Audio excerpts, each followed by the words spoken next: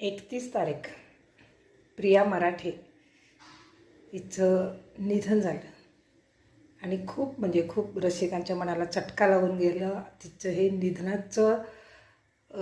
जेव्हा लोकांना समजलं तेव्हा लोक अक्षरशः म्हणजे शॉक बसला।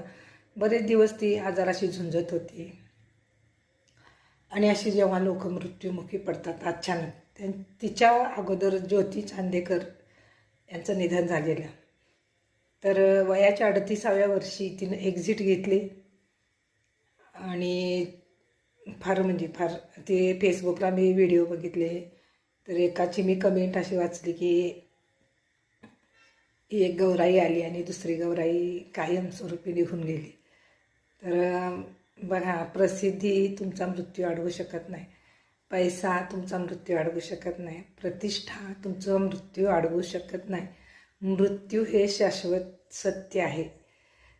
फक्त एकच करावं लागतं, ते म्हणजे जे आहे त्याच्यात समाधानी राहून आनंदी राहून जीवन जगायला पाहिजे। असं काही ऐकलं की मन कुठंतरी शून्यात हरवतं। असं कोणाच्या बाबतीत होऊ नये। एक म्हणजे तिनं असं जशा छान छान भूमिका केल्या तसे तिच्या काही निगेटिव्ह देखील भूमिका होत्या। तिच्या सालस चेहऱ्याला न शोभणाऱ्या अशा देखील तिनं भूमिका अगदी हुबेहूब उठवल्या। तर माझ्यातर्फे म्हणजे माझ्या चॅनेलच्या थ्रू तिला मनापासून मी भावपूर्ण श्रद्धांजली अर्पण करते। जिथं कुठं तिचा आत्मा गेला असेल तिथं तिला सुखशांती लाभू दे, एवढंच, बाकी काय।